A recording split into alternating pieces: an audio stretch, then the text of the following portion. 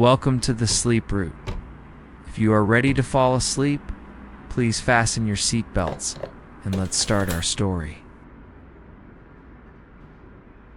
Imagine yourself, if you will, gently waking with the first pale tendrils of light filtering through the small, high window of a simple cottage.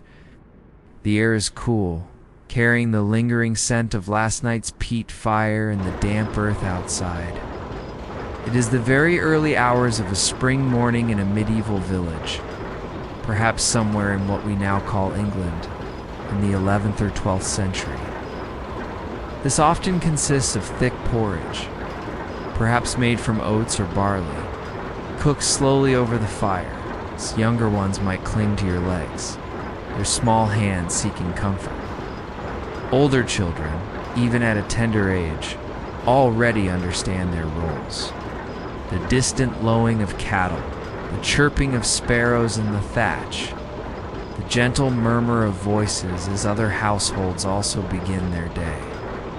Smoke rises from neighboring chimneys, thin pillars against the pale sky, each a sign of a household stirring to life.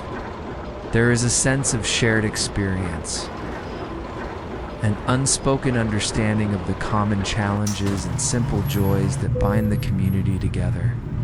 Life is hard, yes, but it is also filled with small moments of quiet beauty. The warmth of the sun on your face as you step outside, the scent of fresh bread baking, the soft touch of a child's hand. These are the threads that weave the fabric of a medieval woman's daily existence. A tapestry of ceaseless labor punctuated by moments of quiet resilience. Daughters, even those barely past infancy, learn by watching, absorbing the intricate dance of domesticity. They observe how you knead the dough for flatbread, how you mend a torn tunic with painstaking stitches, how you sort herbs for a medicinal poultice. There is no formal schooling for most, only the continuous, immersive education of daily living, passed down through generations of women. You might grind grain yourself using a hand quern, the rhythmic rasping sound a constant companion to your mornings. Or perhaps there is mending to be done, patches to be sewn onto worn garments, keeping them serviceable for another season. The garments themselves are simple, often made of homespun wool or linen, dyed with natural pigments from plants gathered in the surrounding fields or woods. The colors are muted, browns, grays, dull blues, and greens, blending harmoniously with the natural landscape. Fashion, as we understand it today, is a concept far removed from the practical necessities of warmth and durability that dictate the clothing of a medieval woman. Every stitch is a testament to her skill and dedication, a tangible expression of her role in keeping her family clothed and comfortable. Or perhaps the flour was prepared at the communal mill, a luxury not always available, especially for the poorest families. Water needs to be fetched from the well or stream, a journey that might be short or, for those on the edges of the village, a considerable walk. Imagine the weight of the wooden bucket, sloshing gently against your leg. The cool dampness on your hands as you draw the water, the familiar creak of the well rope. This daily ritual is more than just a chore, it is a connection to the very pulse of the land. The world outside is still hushed, but within the cottage, a quiet stirring begins. You, as a woman of this time, are the first to truly awaken, a subtle shift in the communal rhythm of sleep. Your movements are economical, learned from years of repetition. There is no urgency, no clamor, just a slow, deliberate unfolding of the day. The bed is a simple straw mattress, perhaps elevated on a wooden frame, shared with children or sometimes the entire family. The warmth of intertwined bodies is a small comfort against the persistent chill that permeates the dwelling. Even in the spring, You gently disentangle yourself, careful not to disturb the deeper slumber of those around you. Your bare feet meet the packed earth floor, cool and smooth beneath your soles. The first task, always, is to rekindle the fire. Embers, carefully banked last night, might still glow faintly beneath a layer of ash. With a practiced hand, you gather a few dry twigs, perhaps some dried dung or a small piece of charcoal, and coax a flame back into being. The smoke, thin and acrid at first, soon gives way to the comforting warmth, and a soft crackling sound that fills the small space. This fire is the heart of the home, providing warmth, light, and the means to prepare the day's meager sustenance. As the fire grows, casting dancing shadows on the wattle and daub walls, you begin to prepare for the first meal.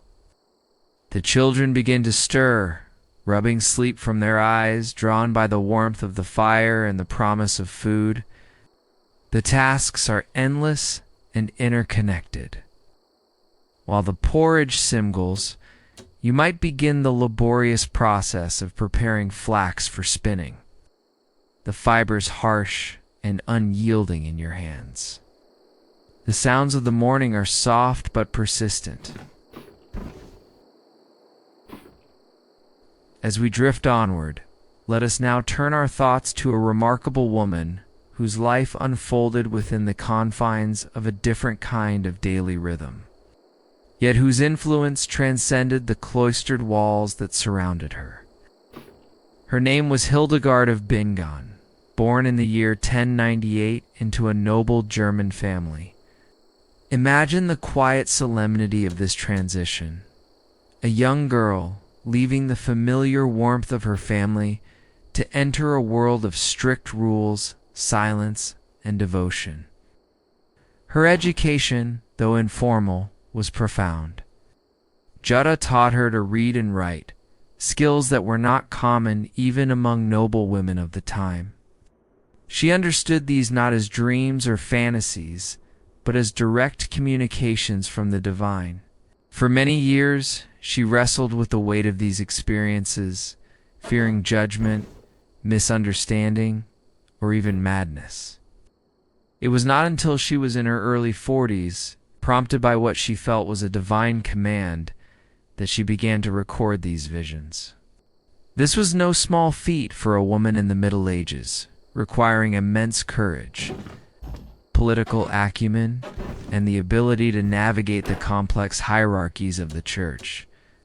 Imagine the negotiations, the persuasive arguments, the sheer determination required to break away from an established institution and forge a new path. Her community became a vibrant center of learning and spiritual devotion, a testament to her leadership and vision. Hildegard of Bingen, through her quiet strength and profound intellectual and spiritual gifts, carved out a unique space for herself, demonstrating that even within the restrictive societal norms of the Middle Ages, a woman could achieve extraordinary influence and leave an enduring legacy. Her life is a gentle reminder of the power of conviction and the subtle unfolding of purpose. Her confessor Volmar, and the abbot of the monastery, Kuno, became convinced of the authenticity of her experiences and encouraged her to write. This marked a profound turning point in her life, transforming her from a quiet, obedient nun into a formidable voice within the medieval church. She learned Latin, the language of scripture and scholarship, and was steeped in the sacred texts, the lives of saints, and the intricate rituals of the church. Imagine the painstaking effort involved in transcribing these complex, intricate images. And a morality play, Ordo Virtutum. Her music, often monophonic and deeply expressive, was revolutionary for its time, incorporating soaring melodies and complex structures that mirrored the grandiosity of her visions. She also wrote extensively on natural history and medicine, compiling to encyclopedic works, Physica and Kasi, E.T. Kura. These texts reveal a keen observational mind and a deep understanding of the healing properties of plants, minerals, and animals, reflecting the practical knowledge accumulated within monastic communities over centuries. Her medical theories, though rooted in the medieval understanding of humors, demonstrated an early form of holistic approach to health. And concepts onto parchment, the ink flowing slowly from her quill, the only sound the scratching of pen on vellum. This was a physical manifestation of her spiritual journey, a testament to her unwavering conviction. As her reputation for spiritual wisdom grew, so did the number of people who sought her counsel. Rulers, popes, abbots, and ordinary people wrote to her, seeking advice on matters spiritual, political, and personal. She became an oracle of sorts, a beacon of guidance in a world often beset by uncertainty and conflict. This early immersion in intellectual and spiritual pursuits laid the groundwork for the extraordinary life that lay ahead. Unlike many women of her era, particularly those of her social standing, Hildegard's path was set not towards marriage. She lived in a small cell, observing the monastic vows of poverty, chastity, and obedience. Her days would have been structured by the cycles of prayer, from the pre-dawn office of matins to the final prayers of Compline as darkness fell. There would have been time for manual labor, perhaps copying manuscripts in the scriptorium, tending to the monastery garden, or assisting in the preparation of meals. These mundane tasks, performed with a sense of sacred duty, formed the steady, unvarying backdrop to her developing inner life. And the management of a great household, but towards a life of spiritual devotion. From a very young age, she was destined for the monastic life, a common practice for families with multiple daughters, offering both spiritual merit and a practical solution for securing a future without the need for a dowry. At the tender age of 8, Hildegard was placed under the care of Judah of Sponheim, an anchoress attached to the Benedictine monastery of Disibodenberg. Hildegard's early life within the monastery was one of quiet discipline and deep contemplation. From childhood, Hildegard experienced what she described as visions, intensely vivid and spiritual insights that she initially kept to herself. Her first major work, Civius, was a monumental undertaking, filled with detailed descriptions of her theological and cosmological visions. Hildegard's influence extended far beyond theology. She was a prolific composer of sacred music. Creating over 70 liturgical songs, Hildegard also took the bold step of establishing her own independent monastery at Rupertsberg, and later, a daughter house at Eibingen. Let us now turn our attention to something smaller, quieter, yet profoundly significant. An object that often surfaces in archaeological digs across medieval European sites. It is the spindle whorl. They are found in the remains of cottages, in refuse pits, near hearths, and even in burials. A stick or spindle would have been inserted through the central hole. Spinning was an activity that could be done almost anywhere. While tending children, while walking to the well, while sitting by the fire in the evening, or even while watching sheep graze. From the preparation of fibers to the spinning of yarn, and often to the weaving of cloth, it was overwhelmingly women's work. Yet, their contribution often remains unacknowledged in historical records, overshadowed by the more visible roles of men in commerce, warfare, or religious life. The ubiquitous presence of the spindle whorl, from humble peasant dwellings to grand castles, tells a story of constant, unseen labor. It reminds us that behind the grand narratives of kings and battles, behind the theological debates and architectural marvels, lay the fundamental, enduring work of countless women, quietly spinning the threads that held their world together.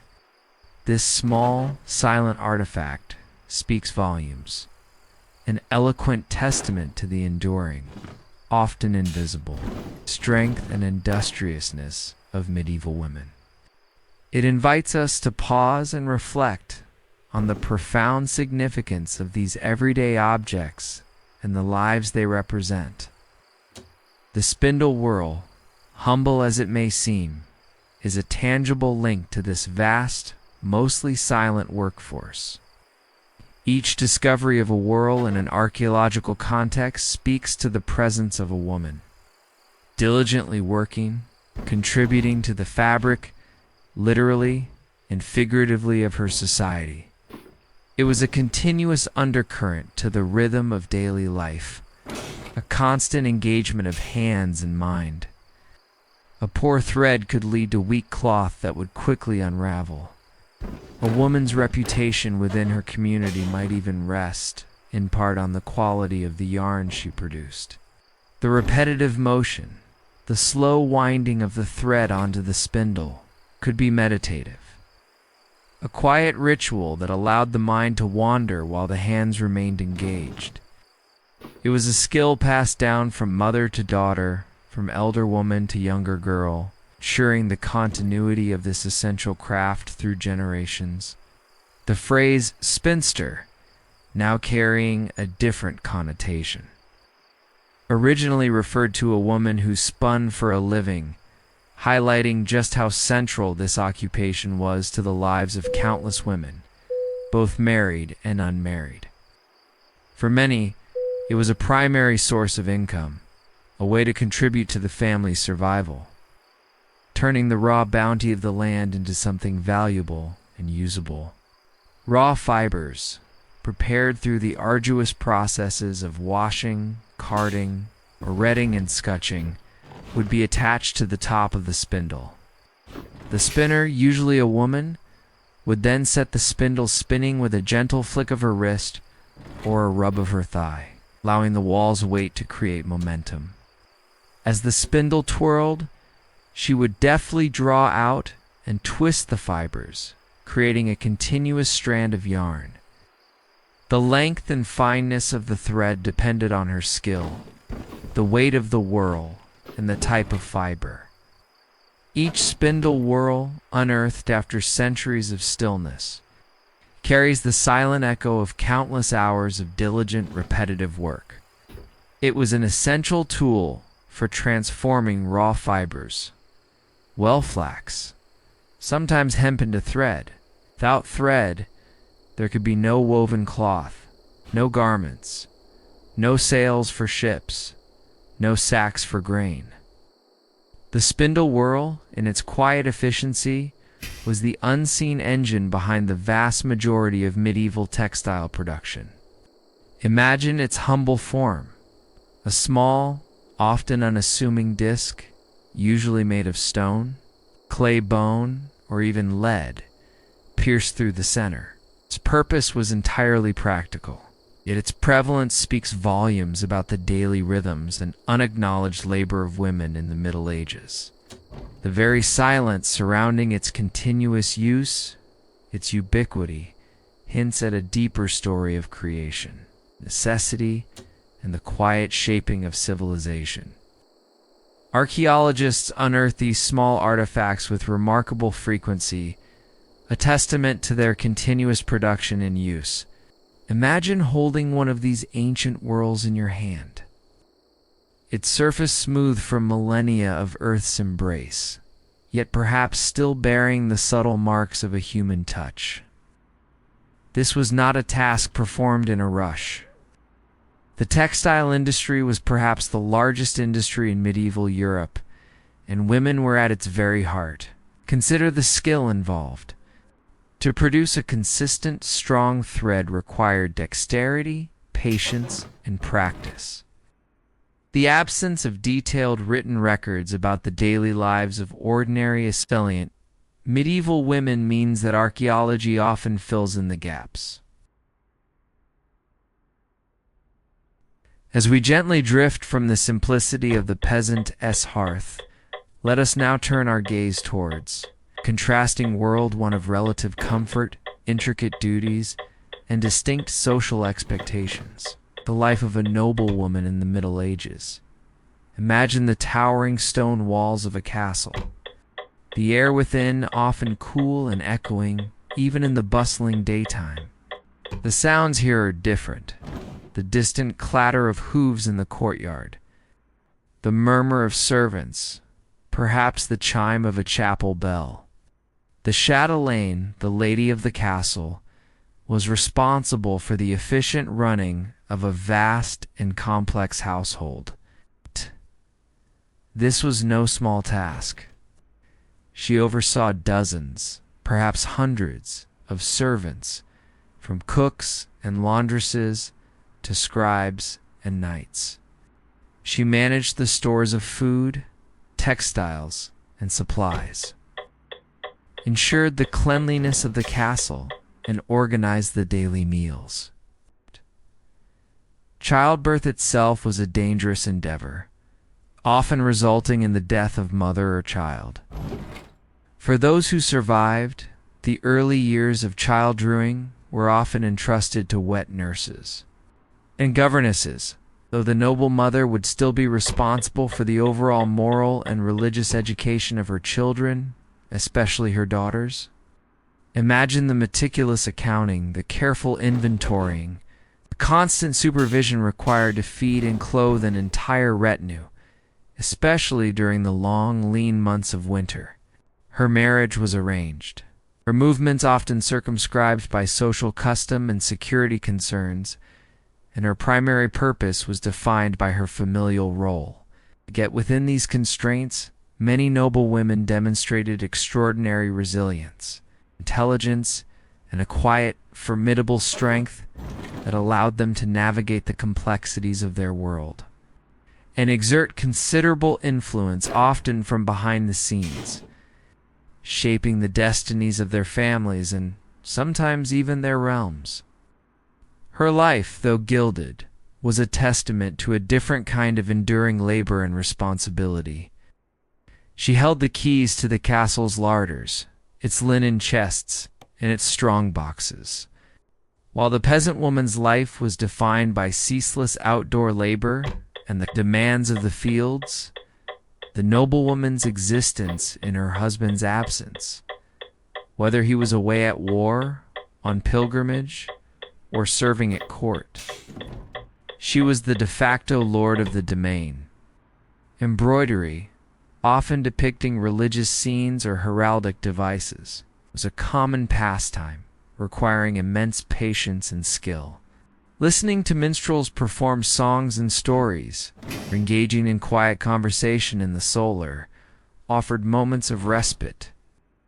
Reading, if she was literate, might involve religious texts or chivalric romances, which often presented idealized, though sometimes contradictory images of women. She might be responsible for administering justice in the local manor court, overseeing the harvest, collecting rents, and defending the castle from attack. Imagine the immense pressure of such responsibility, making decisions that affected the lives of hundreds of people, ensuring the security and prosperity of the estate, all while maintaining a calm and authoritative demeanor. Her word carried immense weight, and her ability to lead could be the difference between the thriving or decline of the entire household. Though seemingly less physically arduous, was bound by a different set of constraints, and expectations often equally demanding in their own way. A noblewoman's day would begin not with the tending of a fire or the grinding of grain, but perhaps with the assistance of waiting maids. Her garments would be far more elaborate, made of finer wools, silks, or even imported brocades, dyed and richer. more vibrant colors that spoke of her family's wealth and status.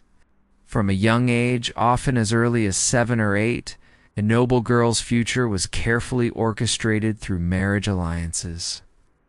These were not unions of personal affection, but strategic pacts designed to consolidate land, secure political influence, or end feuds. Imagine the weight of this understanding, even for a young girl.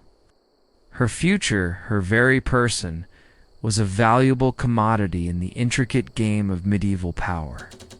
She might be sent to another noble household for her education, learning not only embroidery and music, but also the subtle arts of courtly etiquette, household management, and perhaps even basic Latin or French.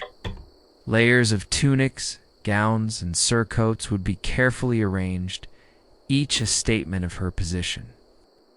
Her hair meticulously braided, and often covered with veils or wimples, would conform to the strictures of modesty and prevailing fashion. The very act of dressing was a ritual, a quiet preparation for the social theater of the day. Her primary role, in many ways, was to be the living embodiment of her family's honor and lineage. Once married, often to a man she had never met before the wedding day, her duties diversified. Beyond domestic management, the noblewoman often held significant social and economic power. Her leisure activities, when they occurred, were also highly structured. The expectations for motherhood were also immense. Bearing healthy sons was paramount for ensuring the continuation of the family line and the inheritance of property. While outwardly enjoying immense privilege, the noblewoman's life was also marked by a profound lack of personal autonomy. As we gently transition our focus, let us now immerse ourselves in another facet of medieval daily life, one that brought a subtle hum of anticipation and a momentary break from the relentless routine of the home or field. The market day was a vital social hub, a rare chance to connect with others beyond her immediate household or village, to exchange news, gossip, and perhaps for a fleeting moment to feel a sense of wider community. The journey itself might have been a quiet, contemplative walk from a nearby village, carrying baskets laden with eggs, cheese, homespun cloth, or perhaps herbs gathered from the wild. The earthy scent of root vegetables mingled with the sharper aroma of herbs and spices. Perhaps some imported from distant lands, a whisper of exoticism in the familiar air. They knew the rhythms of their communities, the needs of their neighbors, and the fair value of their goods. Their networks of kinship and friendship extended into the market, providing a quiet support system. They might share a simple meal of bread and cheese with a friend, exchanging news of births, marriages, and sorrows. Their voices kept low, gentle hum against the background noise. The muted colors of homespun fabrics contrasted with the brighter dyes of a merchant's finer cloths. The quiet clinking of coins, a rare sound for many, punctuated the general hum of conversation. Children, often accompanying their mothers, would gaze wide-eyed at the few simple toys on offer, or perhaps at the shimmering tools of a traveling blacksmith. The weight of the basket, the steady rhythm of her footsteps, the scent of damp earth and growing things, all would have been familiar companions on this short pilgrimage. Imagine the soft, diffused light of an overcast morning, perhaps in a bustling town square somewhere in medieval France, or Italy during the late 12th or early 13th century. The rhythm of the market would subtly shift as the midday bell chimed, signaling a brief pause, perhaps for a communal prayer or a simple meal.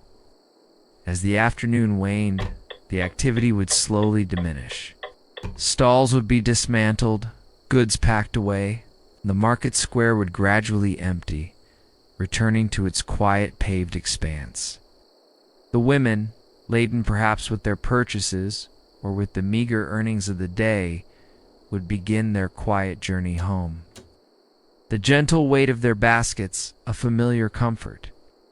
Their minds perhaps already turning to the tasks of the evening, preparing the meal, mending a garment, or tending to the children.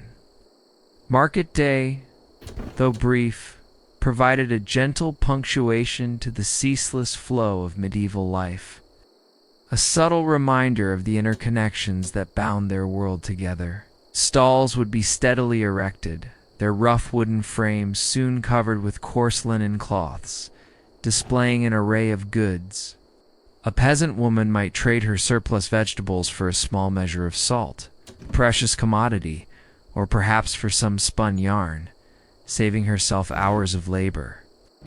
A baker's wife might sell loaves of bread, their warmth still lingering, the aroma comforting and inviting.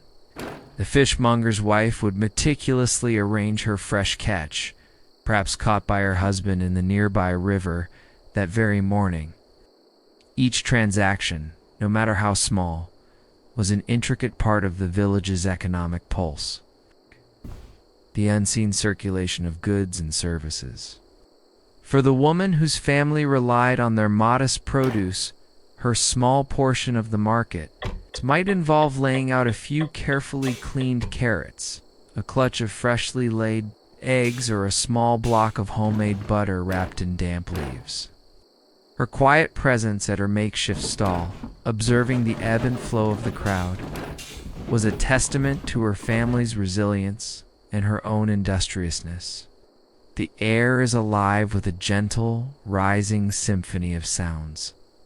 The distant lowing of a cow, the clatter of wooden carts on cobblestones, the murmuring voices of people gathering, and the occasional soft bleating of a sheep. For the medieval woman, whether a peasant, a craftswoman, or a merchant's wife, market day was more than just an opportunity to buy and sell. Arriving at the market square, the scene would slowly unfold before her, a muted tapestry of human activity. The act of bartering and trading was a delicate dance, conducted in hushed tones, the rhythm of negotiation more a quiet persuasion than a loud haggle. Beyond the practicalities of exchange, market day was a sensory experience, albeit a subdued one. Women were central to the operation of the market. Were not just buyers, but often the primary sellers of agricultural produce, dairy products, textiles, and prepared foods. The market square itself often bordered the church, its stone walls a silent, enduring presence. Let us now shift our gaze to a life of extraordinary prominence and influence, one that defied many of the typical constraints placed upon women in the medieval period. The life of Eleanor of Aquitaine. Born around 1122, Eleanor was no ordinary noblewoman. She was the heiress to one of the largest and wealthiest duchies in Europe, Aquitaine, a vast territory encompassing much of southwestern France. Imagine the immense power and responsibility that came with such an inheritance, even for a young girl.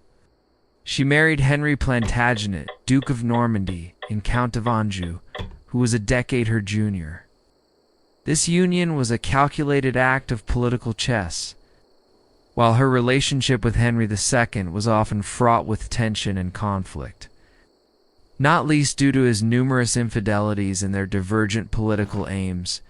She nevertheless exerted considerable influence. She bore him 8 children, 5 sons and 3 daughters, ensuring the succession of the powerful Plantagenet dynasty. Her sons included the legendary Richard the Lionheart and the infamous King John. She was a woman who, despite the patriarchal structures of her era, found ways to exert extraordinary influence, shaping the destinies of kingdoms and leaving an indelible mark on European history. Her story is a gentle reminder that even within the confines of medieval society, some women, through their strength of character and circumstances, could forge paths that were truly their own, leaving behind a legacy of enduring power and quiet determination. She actively participated in court life, dispensed patronage, and continued to foster the arts and culture. Imagine the swiftness of her decision, the boldness of a woman. Recently freed from one of Europe's most powerful monarchs, immediately aligning herself with his most ambitious rival, Eleanor supported her sons in their rebellions against their father, a daring act of defiance against a powerful monarch. For this, Henry II imprisoned her for 16 years, a prolonged period of confinement that stripped her of her freedom, but not her spirit.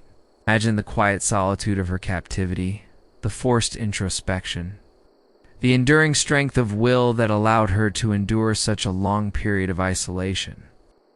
Just 2 years later, in 1154, Henry became King Henry II of England, and Eleanor once again became a queen, this time of an even larger and more formidable empire, the Angevin Empire, which stretched from Scotland to the Pyrenees. From her earliest years, she was a figure of immense political and economic significance, a prize sought after by the most powerful rulers of her time. Her life was defined by 2 monumental marriages, each placing her at the very center of European politics. Her first marriage, in 1137, was to Louis VII, who soon became King of France. And Eleanor was immediately released and restored to her full power and influence. Despite being in her late 60s, she embarked on a remarkable final chapter of her life. She acted as regent for Richard during his absence on the Third Crusade, a period of immense responsibility during which she effectively governed England. She traveled extensively, skillfully negotiating political alliances, arranging marriages for her children and grandchildren, and maintaining stability within the vast Angevin Empire. Imagine the quiet dignity and authority she commanded. Even in old age, a testament to her enduring intellect and political acumen. Imagine the long, arduous journey across vast distances, the dust and heat, the cultural clashes encountered in the distant lands of the East. While her precise role and military strategy is debated, her presence was undeniable. A queen accompanying her king into a holy war, an unusual and powerful statement.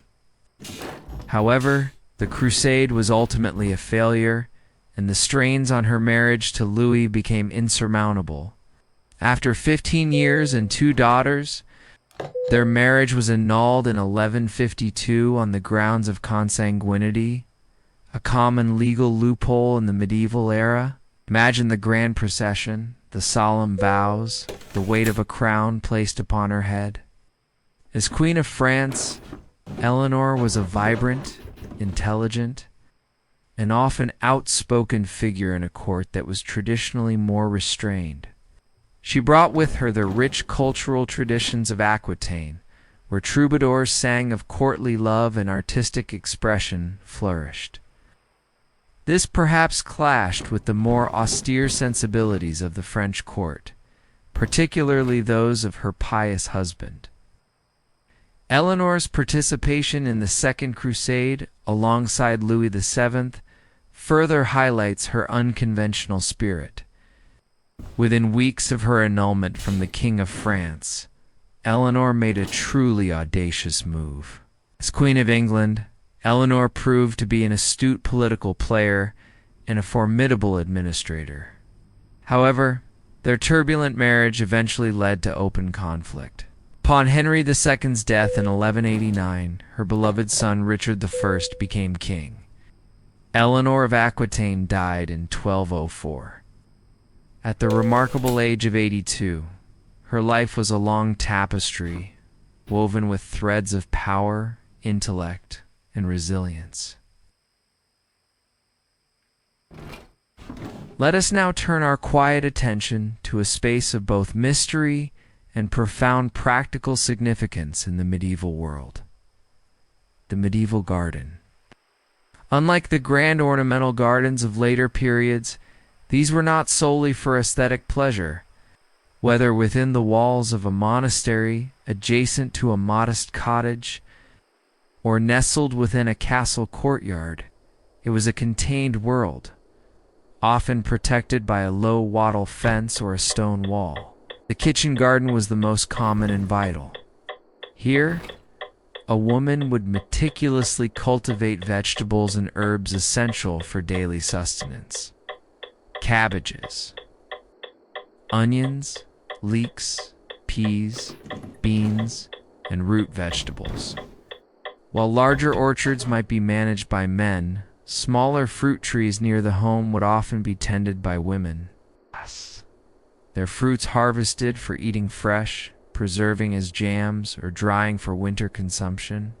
Preparing the soil, sowing seeds, weeding, watering, and harvesting were all labors performed with a quiet dedication. There were no sophisticated tools, only simple hoes, spades, and the constant use of hands. The success of the garden directly impacted the well-being of the family, making it a place of both quiet anxiety and profound satisfaction. The gentle shade of the trees, the promise of sweet fruit, offered a subtle respite from the more strenuous tasks. She would know the optimal time for planting, the subtle signs of pests, and the best methods for harvesting and preserving. This was not simply gardening as a hobby.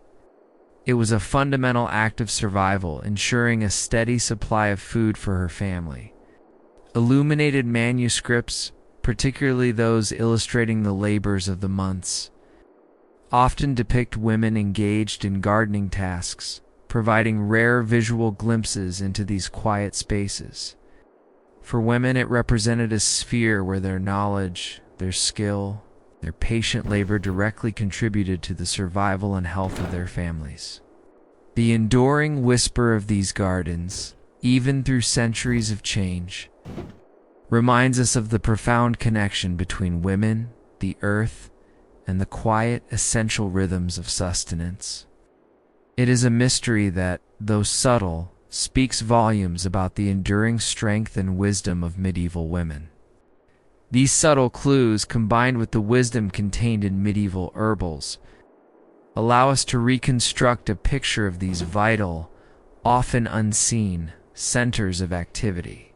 Imagine the quiet satisfaction of pulling a plump carrot from the soil, its earthy scent a promise of nourishment.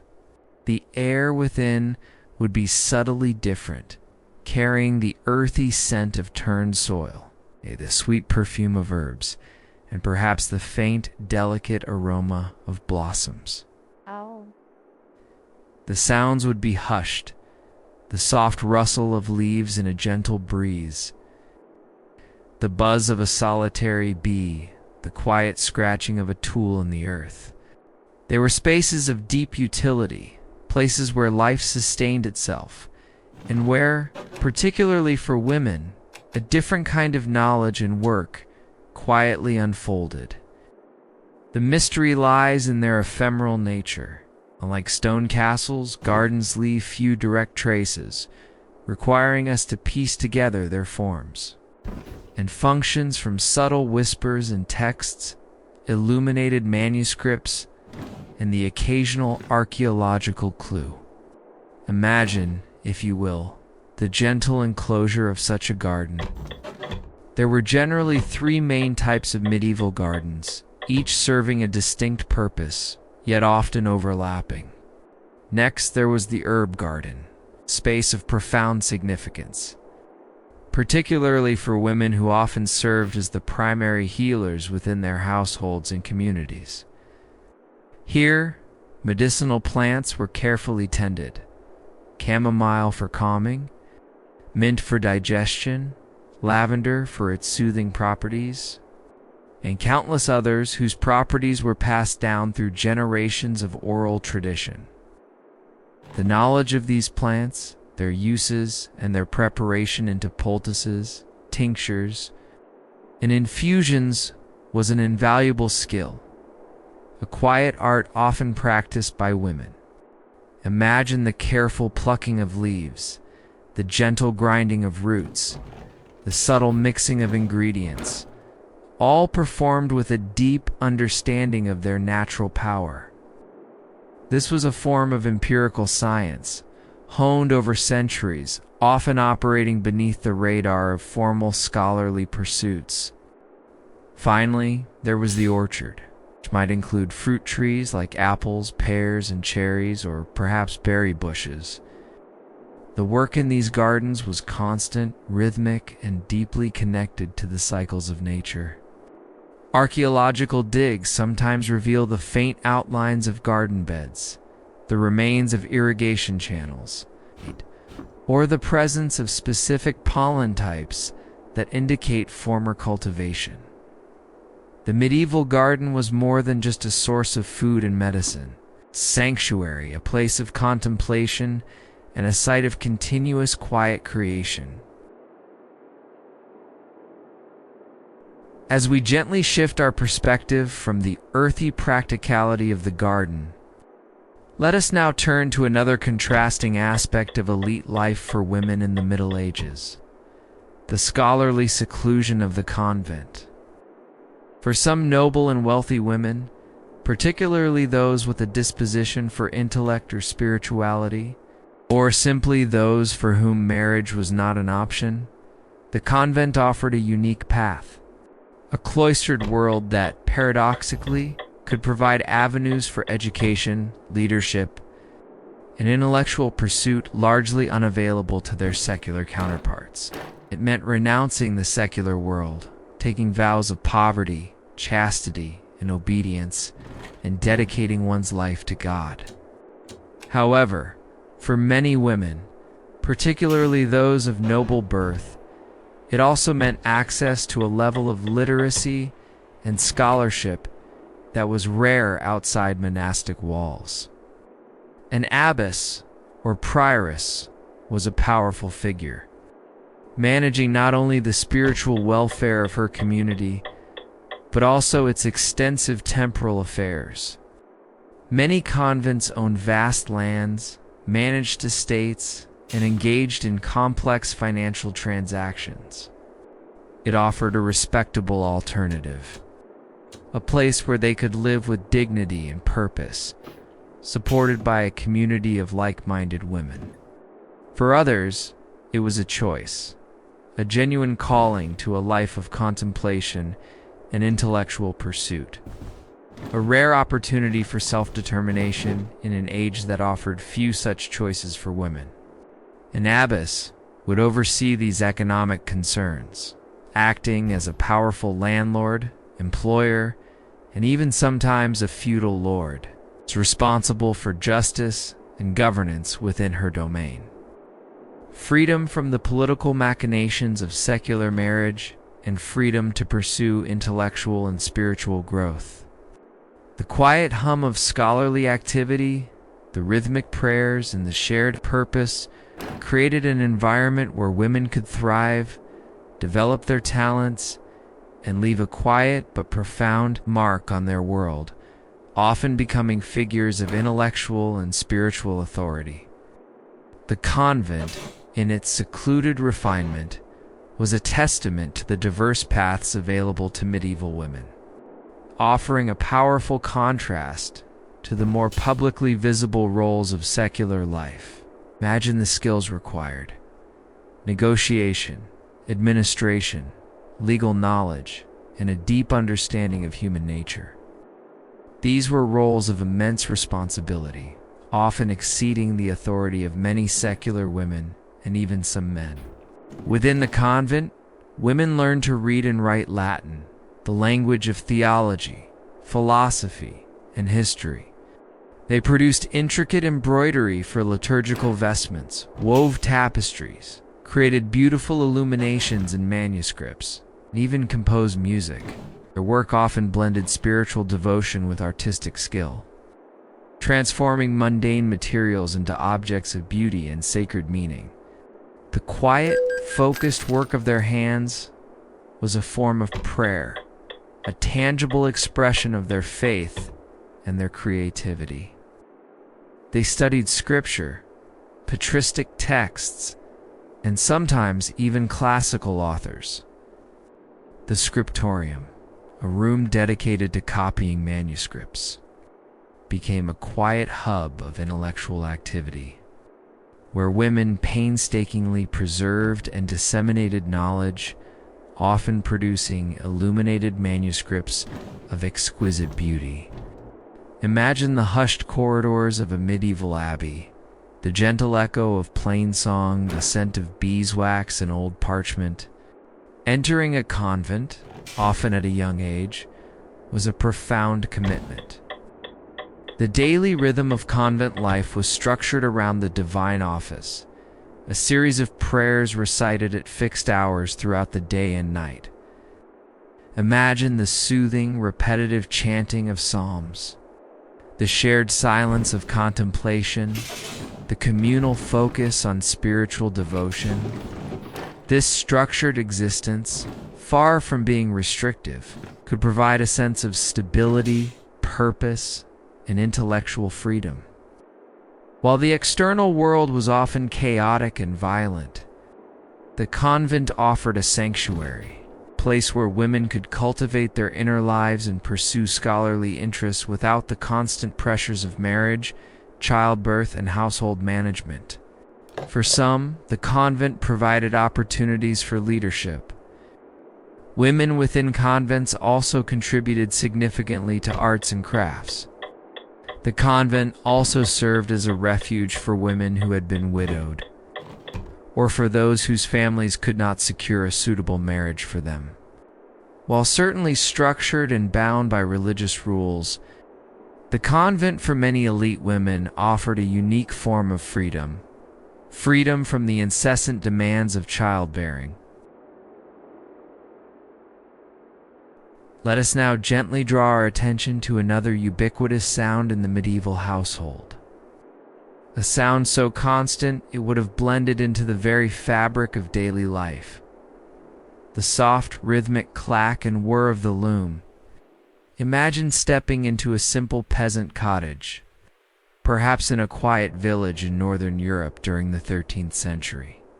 The air inside might be slightly humid, carrying the faint, earthy scent of damp wool and the comforting aroma of peat smoke. In a corner, often near the window to catch the precious daylight, stands a sturdy wooden loom, its frame a familiar presence, almost like another member of the family. For the medieval woman, the loom was not merely a tool. It was an extension of her hands, a silent partner in the creation of warmth, clothing, and even a modest income. Often the natural colors of the wool, or perhaps simple vegetable dyes, would create subtle patterns or stripes. It allowed for quiet contemplation, the rhythmic movements perhaps settling the mind into a meditative state. It was a skill passed down through generations, from mother to daughter, from elder woman to younger girl. The wisdom of the craft absorbed through observation and patient instruction.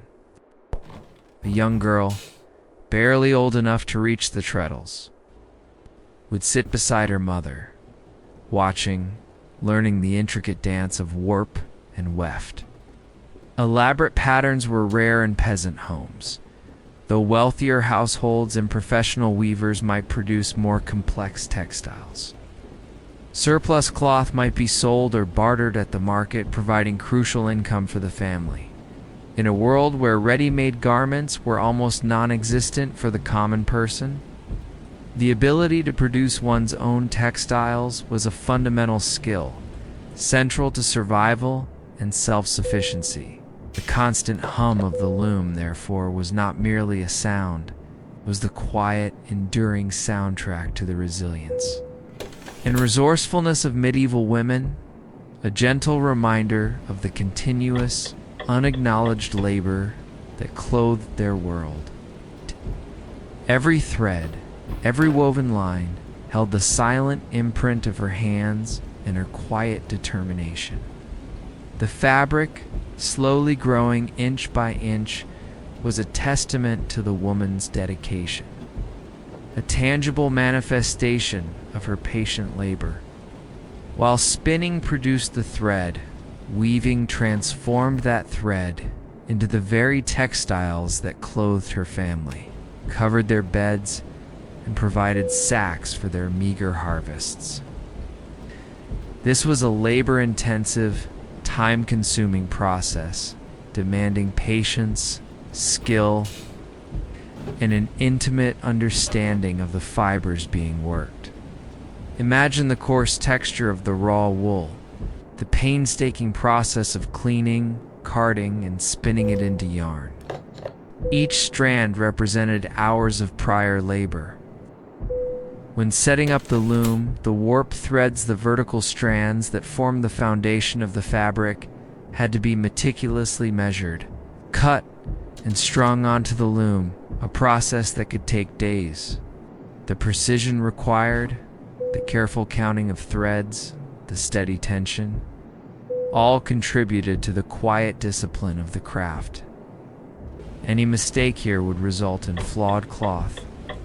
Imagine the weaver seated before the loom, her posture often stooped from hours of work, her hands moving with practiced grace. Her feet might operate the treadles, raising and lowering the heddles which separate the warp threads. With one hand, she would send the shuttle, carrying the weft thread, flying swiftly through the open shed, a soft thwip as it passed. With the other, she would bring down the beater, a heavy wooden frame, to firmly pack the newly laid weft thread into place, creating a satisfying, rhythmic thunk. This continuous back and forth, the steady Clackworth whip thunk, would fill the quiet hours of her day. The fibers themselves, usually wool or linen, would have been processed by her or other women in the household. The designs were usually simple, or dictated by the limitations of the loom and the practical need for durable, functional cloth. Weaving was a solitary occupation for the most part, though women might work together on larger looms or share stories and songs while their hands were engaged. The finished cloth was invaluable. It was used to make tunics, cloaks, blankets, and household linens. As we gently transition our thoughts, let us now focus on a woman whose quiet, scholarly pursuit and artistic vision left behind an extraordinary legacy. Herod of Landsberg, born into a noble family around 1130. Herod eventually became the abbess of the Hohenborg Abbey in Alsace in 1167. Unlike some of her contemporaries who gained fame through political influence or prophetic visions, Herod's lasting impact stems from her profound intellectual curiosity and her ambitious artistic undertaking. The creation of the Hortus Deliciarum, or Garden of Delights. Imagine the peaceful, disciplined environment of a medieval convent. A place that offered women of means a rare opportunity for intellectual and spiritual growth.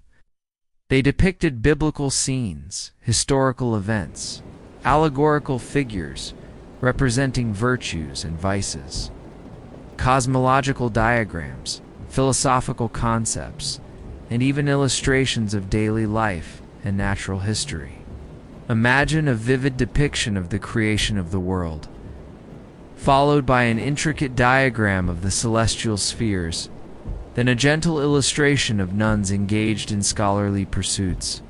These images, often accompanied by Latin explanations and poems, were designed to engage the mind and the spirit, to provide a comprehensive worldview rooted in Christian doctrine, yet embracing a vast array of human knowledge. Herod as abbess. was not only responsible for the spiritual well-being of her community of nuns, but also for their education. It reflected a deeply empathetic and intelligent approach to teaching, recognizing the power of visual learning and the importance of a holistic education. However, thanks to copies and detailed studies made before its destruction, much of its content and many of its illustrations have been preserved, allowing us to still marvel at Herod's vision. Her work stands as a powerful yet understated monument to the intellectual capabilities and artistic talents of medieval women. Often flourishing in the quiet, sheltered environments of convents, Herod of Landsberg, through her gentle guidance and remarkable scholarly efforts, ensured that knowledge and beauty continued to flourish, leaving an enduring, though sadly fragmented, legacy. For centuries, it remained a prized possession of the Hohenborg Abbey, a silent witness to the quiet, scholarly life led by generations of nuns. It was this commitment to instruction that motivated her magnum opus. The Hortus Deliciarum was an encyclopedic compendium designed specifically for the education of the nuns under her care. It was not merely a book, it was a vast, meticulously planned project that she oversaw for decades, combining text and images in a truly innovative way. The Hortus Deliciarum began as a collection of theological, philosophical, and scientific texts. Compiled from a wide array of sources, both ancient and contemporary, imagine the quiet, scholarly work involved. Sourcing manuscripts, carefully copying excerpts, translating passages, and synthesizing complex information into a cohesive whole. The manuscript contained hundreds of intricate, vibrant illustrations, making it one of the most richly illustrated encyclopedias of the Middle Ages. These were not mere decorative embellishments. They were integral to the educational purpose of the work, designed to convey complex ideas visually, making them more accessible and memorable for the nuns.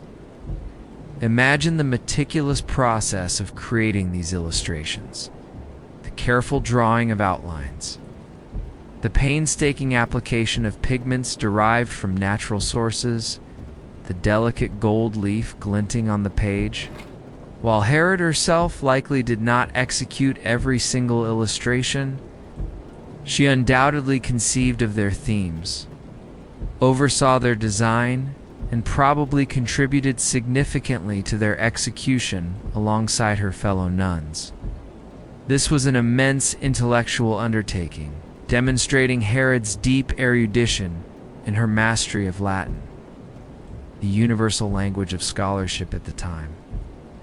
She included excerpts from the Bible, the writings of church fathers, classical philosophers, and even some secular poetry.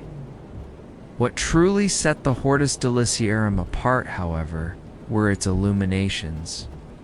The subjects of these illuminations were incredibly diverse, mirroring the breadth of the text.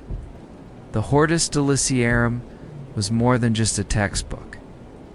It was a spiritual guide, a historical record, and a testament to the intellectual vitality of Herod and her community. Sadly, the original manuscript of the Hortus Deliciarum was tragically destroyed during the bombardment of Strasbourg in 1870, a great loss to art and intellectual history. Let us now turn our quiet contemplation to a profound and often mysterious path chosen by some women in the Middle Ages: the life of the anchoress. This was a life of extreme seclusion, a radical commitment to spiritual devotion that set a woman apart from society, yet paradoxically often made her a focal point for the spiritual needs of her community. One opening, often covered by a curtain, would face the altar, allowing the anchoress to participate in Mass and receive communion. Another, known as the squint or hagioscope, might open into the churchyard or street, allowing her to receive food and communicate. In hushed tones with those who sought her spiritual counsel, people from all walks of life, peasants, merchants, nobles, and even bishops would seek their advice, their prayers, and their wisdom. Her gentle, yet deeply insightful reflections on God, love, and the nature of suffering provide a window into the rich, spiritual landscape cultivated in such solitude. However, the presence of specific architectural features, such as the squints, confirms their existence. The enduring mystery of the anchoress lies in her deliberate choice of such profound isolation and the spiritual influence she nonetheless exerted. Her life was a quiet, almost imperceptible thread in the vibrant tapestry of medieval society, a profound testament to the diverse spiritual paths chosen by medieval women and the quiet strength found in absolute solitude. Her story invites a gentle reflection on the nature of spiritual dedication and the subtle power that can emanate from a life lived entirely for inner contemplation. While Julian's experience was unique, her writings speak to the potential for deep intellectual and spiritual growth within the seemingly restrictive confines of an anchorhold. The anchoress, having renounced the complexities of the world, is believed to have a clearer connection to the divine, offering an impartial perspective on earthly dilemmas. Imagine a quiet conversation through the narrow opening, the soft voice of the anchoress offering comfort or counsel to a troubled soul. Their influence was a testament to the profound spiritual power attributed to a life of such intense devotion. A third opening, if present, might lead to a small privy. This was her entire world, a space designed for solitary contemplation, prayer, and deep introspection. The mystery of the anchoress lies in the paradox of her visible absence and profound spiritual presence, a quiet enigma in the bustling medieval world. It was not a path for the faint of heart. The ceremony itself was deeply symbolic, akin to a burial, as the anchoress was considered to be dead to the world. Special service would be held in the church, followed by a procession to the cell, where she would be formally enclosed, the door symbolically sealed or bricked up from the outside. Imagine the quiet finality of this moment, the gentle closing of the door on the secular world. Imagine a small, often windowless cell, built into the wall of a church, or sometimes adjacent to it, with only a few small openings. The decision to become an anchoress was a solemn and binding one, often preceded by a period of rigorous spiritual discernment.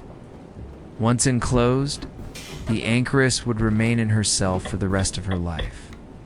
Her existence was one of profound simplicity and discipline. Her days would be structured by constant prayer, meditation on scripture, and spiritual exercises. She would subsist on a very meager diet, often brought by benefactors or family members, passed through the small opening. Her only possessions would be a few simple items, a Bible or prayer book, perhaps a spinning wheel for a small amount of practical work, and very little else. The silence of her cell would be almost absolute, punctuated only by the distant sounds of church bells, the occasional murmur of visitors, or the quiet rustle of her own movements. Despite their physical isolation, anchoresses were not entirely cut off from society. Indeed, many became highly respected spiritual guides. The most famous anchoress is Julian of Norwich, whose profound mystical writings, particularly revelations of divine love, to offer a rare and intimate glimpse into the inner world of an anchoress.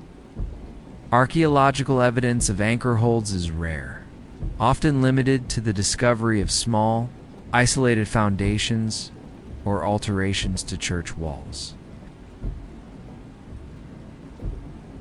As we move from the profound solitude of the anchoress, let us now turn to a contrasting realm of female existence in the Middle Ages.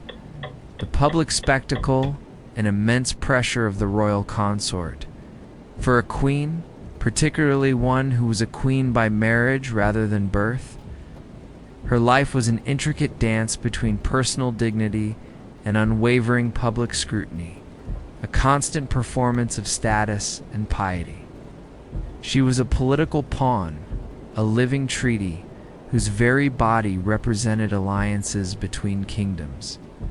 The continuation of the dynasty, the stability of the kingdom, often rested squarely on her ability to produce healthy sons.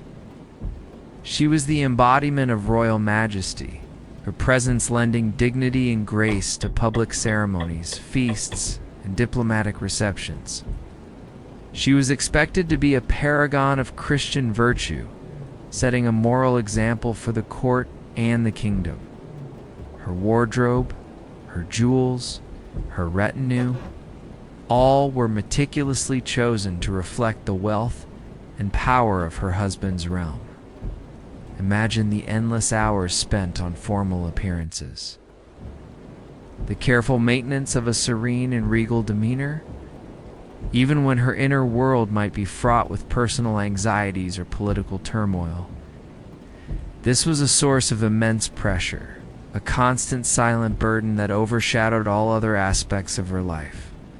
This could involve leading armies, negotiating treaties, administering justice, and managing royal finances.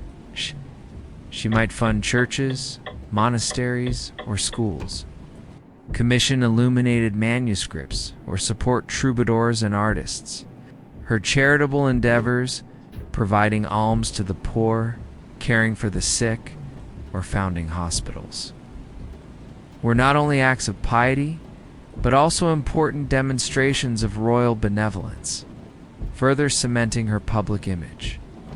She was a vital intermediary between the common people and the often distant king, a more approachable face of royal power. Some queens, like Eleanor of Aquitaine, showed remarkable political acumen and strength in these roles, effectively ruling entire nations. Her relationships were scrutinized, her actions interpreted through a political lens, and her very existence was tied to the needs of the state. She might experience profound loneliness amidst the splendor, yearning for genuine connection in a world defined by strategic alliances. The public spectacle of her life, while outwardly magnificent, masked a reality of constant expectation, limited personal freedom, and often quiet anxiety. The life of a royal consort in the Middle Ages was a powerful testament to the external pressures and internal resilience required to navigate a world where a woman's worth was often measured by her ability to serve the dynastic and political needs of her husband and his kingdom. Others were more constrained, their power limited by male advisors or by their own lack of experience. However, even when acting as regent, her authority was often implicitly derived from her husband or son, a temporary stewardship until a male ruler could assume power. Childbirth was a perilous endeavor, and each pregnancy would have been accompanied by anxiety, prayers, and the close attention of the entire court. The birth of a son would be met with widespread rejoicing. The birth of a daughter, while welcome, would often be tempered by the continued expectation of a male heir. Miscarriages and stillbirths, common occurrences, would be met with quiet sorrow, sometimes even veiled blame.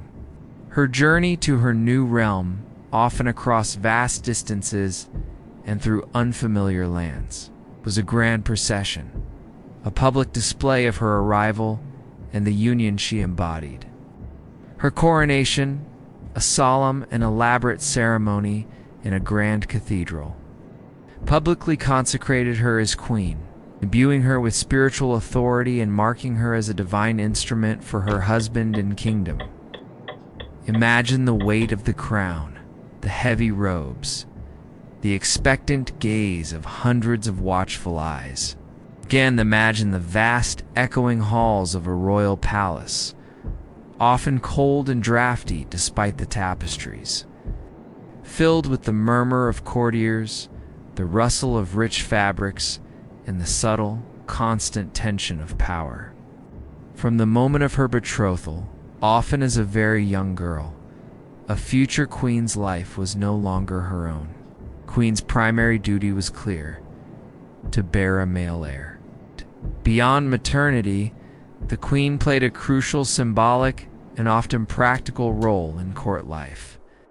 Many queens acted as regents in their husband's absence, governing the kingdom with varying degrees of authority and success. The queen also often served as a patron of the arts, learning, and charity. Despite her exalted position, a queen's personal life was rarely her own. Let us now gently settle into another pervasive, yet often unrecorded, aspect of daily life for medieval women: the quiet choreography of childcare. Imagine a typical peasant dwelling, perhaps during the high summer of the 14th century. The air inside warm and filled with the gentle hum of flies, the distant sounds of sheep, and the ever-present chorus of children's voices. For almost every woman in the Middle Ages, motherhood was an inescapable reality, a primary role that shaped her days, her responsibilities, and her very identity. Even 5- or 6-year-olds would be given simple tasks: fetching small items, watching younger siblings, or helping with the simplest aspects of food preparation. Children learned quickly the consequences of carelessness or disobedience in a world where resources were scarce and safety was paramount. That play was often spontaneous and simple, using found objects or engaging in imaginative games within the confines of the home or village. The close-knit community of the village meant that children were also often under the watchful eye of other women, grandmothers, aunts, or neighbors, providing a communal safety net. This was not merely about lightening the workload. It was a fundamental part of their education, preparing them for their future roles as wives and mothers. During planting and harvesting, children might be brought to the fields, sleeping in the shade of a tree, or playing quietly while their mothers labored. Their quiet dedication to their care, from their vulnerable infancy to their budding competence, was a constant, often invisible labor that underpinned the very continuity of medieval society. It was a life of ceaseless giving, of quiet sacrifice, and of profound, often unspoken love, woven into the very quiet fabric of every single day. The sounds of children, their cries, their laughter, their quiet chatter, were the constant, enduring soundtrack to a medieval woman's life. In winter, with less outdoor work, the focus would shift to indoor tasks, with children gathered around the hearth, learning skills, listening to stories, or engaging in quiet games. Ow. The skills were passed down not through formal lessons, but through the continuous, immersive experience of daily life, the quiet repetition of tasks alongside their mothers and elder female relatives. Imagine the gentle correction of a hand not quite holding the needle correctly, the encouraging nod as a small hand successfully kneads a piece of dough. This was a constant, intimate engagement, a rhythmic dance of nurturing, teaching, and comforting, performed mostly within the confines of the home and its immediate surroundings. From the moment of birth, which was a dangerous and often terrifying event for both mother and child, the care of infants fell almost exclusively to women. There were no hospitals or sterile environments. Childbirth occurred at home, assisted by local midwives and experienced female relatives or neighbors. Small children would typically be strapped to their mother's back or carried in her arms as she went about her daily chores, fetching water, grinding grain, tending the garden, or spinning yarn. The presence of children was constant, woven into the very fabric of her working life. There was no concept of separate childcare. Children were integrated into the adult world from their earliest years, learning by observation and participation. Imagine the patient explanations, the gentle guidance as a small hand reached for a tool, or the quiet comfort offered to a child who had stumbled. The early days of a newborn's life were precarious, with high rates of infant mortality due to disease, malnutrition, or accidents. Imagine the quiet anxiety that must have accompanied each cough, each fever, the constant vigilance over a tiny, vulnerable life. Swaddling, feeding, comforting, and constantly monitoring the infant's breath were among the first and most fundamental tasks. As infants grew into toddlers, the demands shifted but did not lessen. Older children, particularly daughters, would begin to assist with household chores from a very young age. Discipline was often delivered through gentle scolding or firm words, rather than harsh physical punishment, though life itself was a harsh disciplinarian. The rhythm of childcare was intimately connected to the rhythm of the seasons and the demands of the farm. For a medieval woman, children were not just dependents. They were the future of her family, her lineage, and her legacy. As we gently shift our focus, let us now contemplate a truly exceptional figure whose determined voice and prolific pen challenged the very narratives of her time. Christine de Pizan, born in Venice around 1364, Christine's life took a remarkable turn when her father, Tommaso de Benvenuto de Pisano, a noted scholar. Her father, recognizing her keen intellect, encouraged her studies, allowing her access to his vast library. She became fluent in Latin and French, read extensively in history, philosophy, theology, and literature. This intellectual foundation would prove to be her salvation when, at the age of 25, a series of profound personal tragedies struck. These personified virtues help her construct a metaphorical city where virtuous and accomplished women throughout history can reside. She meticulously dismantles popular anti-female arguments prevalent in medieval literature, citing examples of learned women, brave women, saintly women, and women who excelled in various fields. Imagine the quiet strength of her arguments meticulously presented, challenging centuries of ingrained prejudice with logic and historical example, her determined voice articulated through her writings, quietly but powerfully challenged the prevailing narratives that diminished women. She was a beacon of intellectual independence, demonstrating that even in a profoundly patriarchal age, woman could not only survive but thrive through her intellect and courage, leaving a legacy of profound thought and quiet defiance.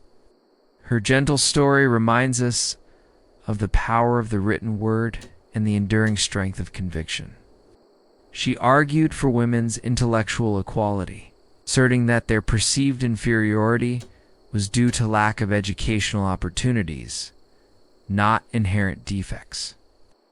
Her father died, and then, within a short span, her beloved husband, Etienne du Castel, also passed away, leaving her a widow with 3 young children and an elderly mother to support and facing significant debts. These works demonstrate her wide-ranging intellectual interests and her ability to engage with subjects traditionally reserved for male scholars. She meticulously researched her subjects, often drawing upon classical and contemporary texts, displaying a rigor and erudition that rivaled her male counterparts. An astrologer accepted an invitation to serve at the court of King Charles V of France. She navigated the complex political landscape of the French court during a period of intense civil strife, often seeking patronage from powerful nobles. She faced criticism and skepticism for daring to enter a male-dominated intellectual sphere, yet her quiet determination and her unwavering belief in the power of her words allowed her to persist. She ultimately retired to a convent, where she wrote her final work, a poem in praise of Joan of Arc, a testament to her continued interest in strong female figures. This move to Paris, the intellectual heart of Europe, proved pivotal for Christine. However, she soon ventured into more substantial and ambitious projects. She wrote biographies, historical chronicles, and, most notably, engaged in intellectual debates that challenged prevailing misogynistic views. Her most famous work, the Book of the City of Ladies, written in 1405, is a powerful and groundbreaking defense of women.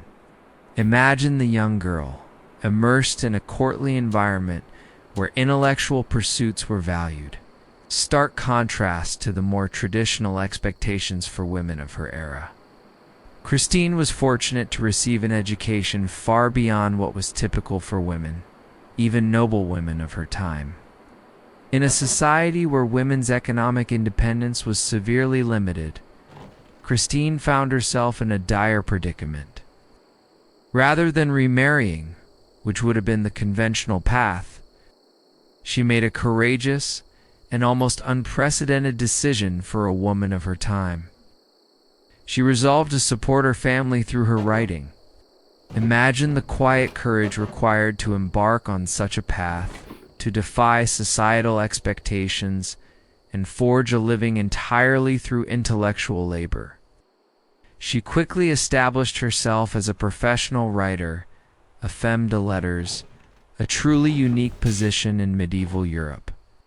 Christine's early works were primarily lyrical poems, often expressing her personal sorrow and reflecting on themes of love and morality. In the Book of the City of Ladies, Christine creates an allegorical city built by three allegorical figures: reason, rectitude, and justice. Christine also wrote the Book of the Deeds of Arms and of Chivalry, a treatise on military strategy and ethics, and the Book of Peace, a work of political philosophy advocating for good governance and peace. Christine de Pizan's life was not without its challenges. Christine de Pizan died sometime after 1429, leaving behind a remarkable body of work that established her as one of the earliest feminist voices in Western literature. Let us now turn our quiet contemplation to a less obvious, yet deeply pervasive aspect of medieval life for women: the lost language of domestic symbolism. This is a mystery not of grand structures or dramatic events, but of the subtle, often unwritten, meanings embedded in the everyday objects and practices within the medieval home.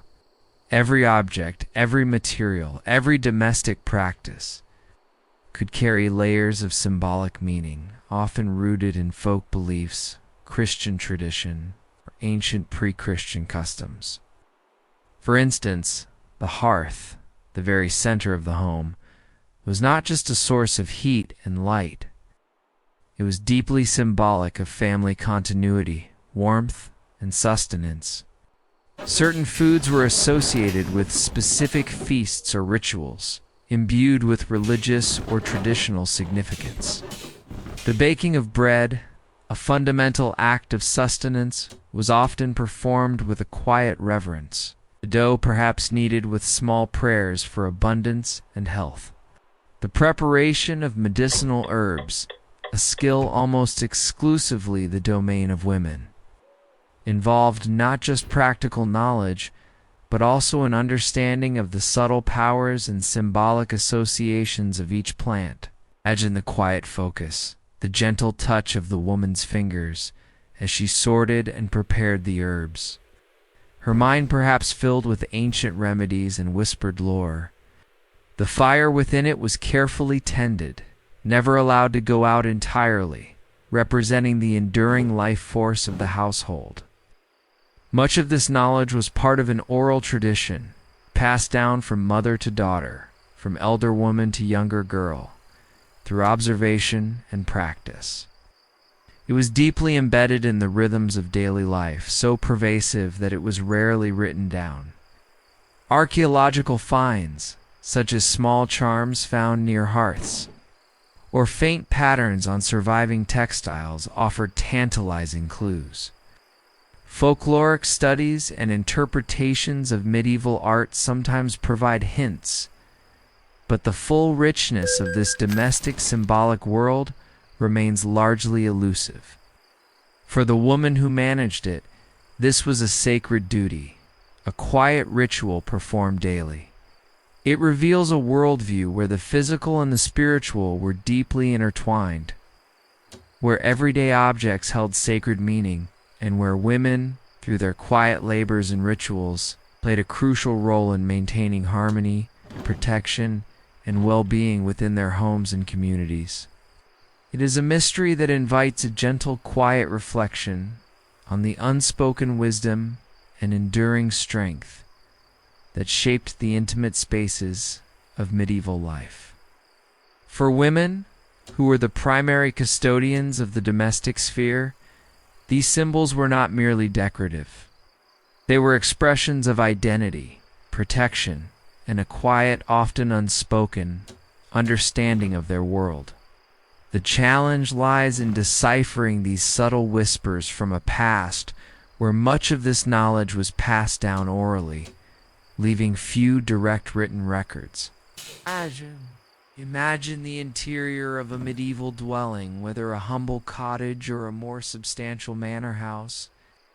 Consider the doorway and the threshold. These were liminal spaces, points of transition between the safe interior and the often dangerous exterior. Women often adorned doorways with protective symbols, a horseshoe nailed above, sprig of specific herbs, or even small, almost invisible markings etched into the wood. These were quiet acts of protective magic, meant to ward off evil, illness, or unwanted spirits, ensuring the safety of those within. Imagine the gentle touch of a woman's hand as she applied these small, hopeful charms, her quiet prayers echoing the unspoken anxieties of her world. Textiles so often created by women's hands were also imbued with meaning. The patterns woven into cloth, the colors chosen for dyeing, the specific stitches used in embroidery, these could convey messages, indicate status, or offer protection. A particular knot might ward off bad luck. A specific color might invite good fortune. The making of a quilt or a blanket was not just about warmth.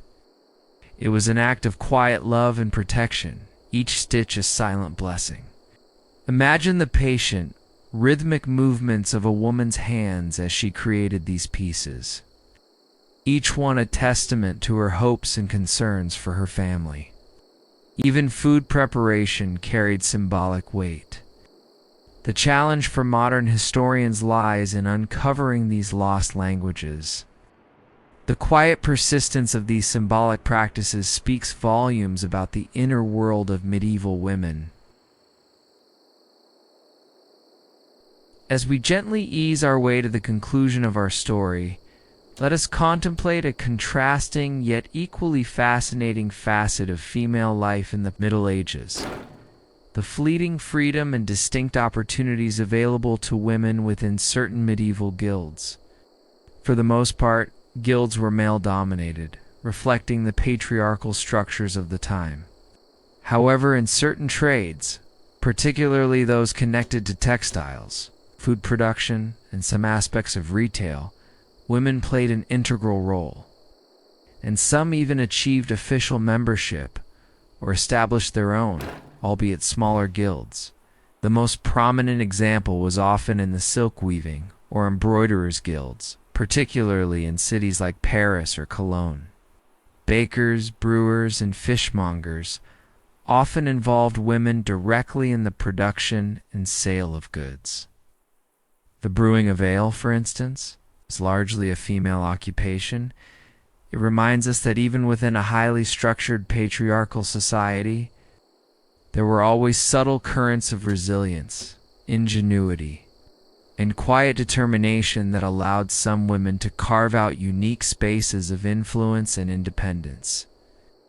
The gentle clatter of a loom, the rhythmic pat of dough, the quiet hum of conversation in a woman's workshop. These were the sounds of a different kind of medieval life. A testament to the enduring spirit of women who sought and found their own pathways, however narrow, to economic and professional fulfillment. An essential to daily life, as ale was a safer and more common drink than water. Women would brew in their homes and sell their produce directly from their premises, a small but important source of income. Imagine the comforting aroma of baking bread or brewing ale permeating the narrow streets, quiet testament to women's industriousness. These trades were often seen as feminine, requiring nimble fingers, artistic flair, and patience. Women rarely held the highest offices in guilds, and their full participation could be precarious, subject to changes in guild regulations or social norms. Their freedom was often a fleeting one, dependent on specific circumstances or the absence of a male head of household. Yet for those who managed to navigate this landscape, it provided an alternative to the purely domestic or agricultural life, offering a quiet sphere where their skills were recognized and their labor contributed directly to the economic engine of their towns. In Paris, for instance, there were specific guilds of silk spinners and weavers that were composed entirely of women. With their own rules, apprentices, and master craftswomen, imagine the quiet camaraderie among these women, the shared skill, the pride in their meticulously crafted goods, particularly within urban centers. They managed their own finances, trained their own apprentices, contributed directly to the economic vitality of their cities. While the vast majority of women's work was confined to the domestic sphere or agricultural labor, a smaller yet significant number found their way into skilled trades. If her father was a master craftsman, his daughter might learn the trade, assisting in the workshop from a young age. Upon her marriage to another craftsman, or even to an apprentice, she would often become an active participant in the family business. She might manage the finances, oversee the apprentices, sell the goods, or even perform skilled tasks herself. If her husband died, she was often allowed to continue the business, provided she maintained the standards of the guild and often did not remarry outside the trade. This provided a crucial, albeit temporary, form of economic autonomy. The murmur of merchants and the specific sounds of a workshop where women quietly but skillfully worked. Imagine the quiet determination of a widow, stepping into her deceased husband's shoes, ensuring the continuation of the family legacy.